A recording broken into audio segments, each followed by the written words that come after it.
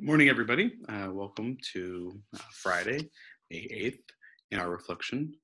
Today, we are going to be reviewing or examining St. Peter of Tarentaise. There are actually two men named St. Peter of Tarentaise who lived about a century apart, about 100 years. The man we honor today is the younger Peter, who was born in France in the early part of the 12th century. The other man, with the same name, became Pope Innocent V. The Peter we're focusing on today became a Cistercian monk and eventually served as abbot. In 1142, he was named Archbishop of Tarentaise, replacing a bishop who had been removed because of some corruption. Peter tackled his next assignment with vigor. He brought reform into his diocese, replaced some clergy, and reached out to the poor. He visited all parts of his mountainous region on a regular basis. However, after about a decade as bishop, Peter disappeared for a year and lived quietly as a lay brother in a remote abbey in Switzerland. When he was found out, he was persuaded to return to his post. Again, he focused all of his energies on the poor. Peter died in 1175 on his way home from an unsuccessful assignment to work with the kings of France and England. So we think about St. Peter's of Tarentaise's life.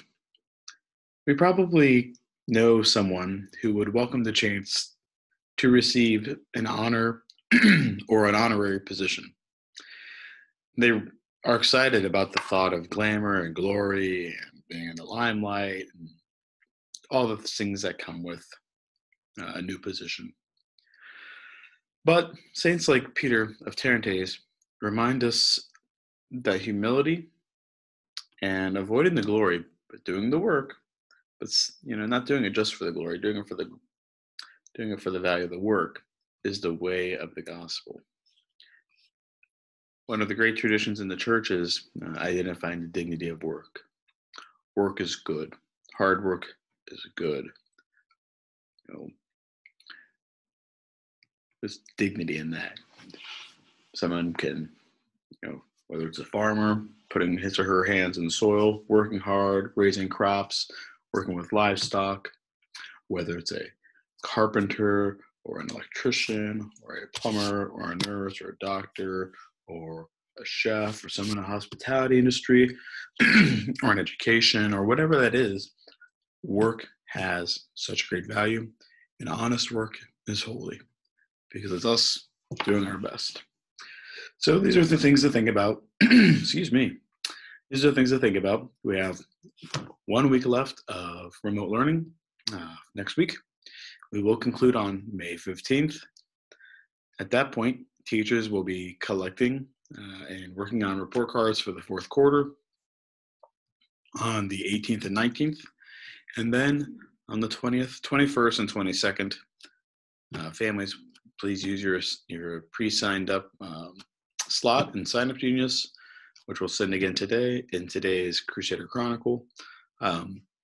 That's your time to come in and drop off all those items that need to come back to school, whether it's technology, iPad, laptop, it's reciprocal charging cord, library books, hardbound textbooks that need to come back, things of that nature. We need those back. We need to account for them, so we have them again for the fall. And then I understand that many folks would like to extend a gesture of appreciation and well wishes on retirement to Mrs. Parrish, Mrs. Herco, and Mrs. Cowan as they are retiring at the conclusion of the school year. That can be done during those 3 days. It allows us to maintain social distancing to the best of our ability and not have a big crowd, which is the spirit of all this challenging times, is to make sure we do our best to keep everybody healthy. The next phases for the school after that will be to index all those items, record them properly. We will return, the staff will return on Tuesday of the next week after Memorial Day.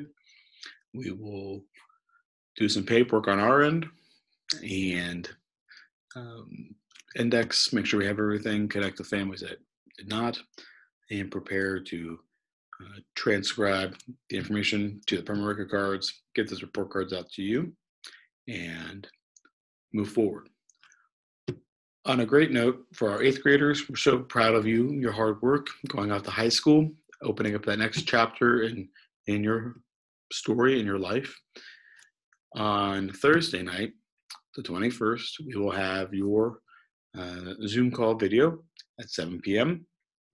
Many thanks to Mrs. Cube for her work and the families for donating, sending in pictures, contributing those pictures for that video.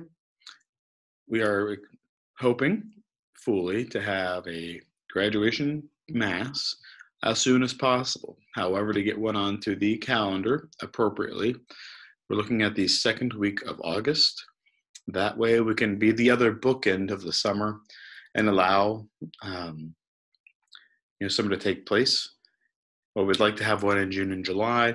It's very likely that there will be vacation conflicts or other experiences, and we do not want to do that. We need to push it out far enough to be able to plan accordingly.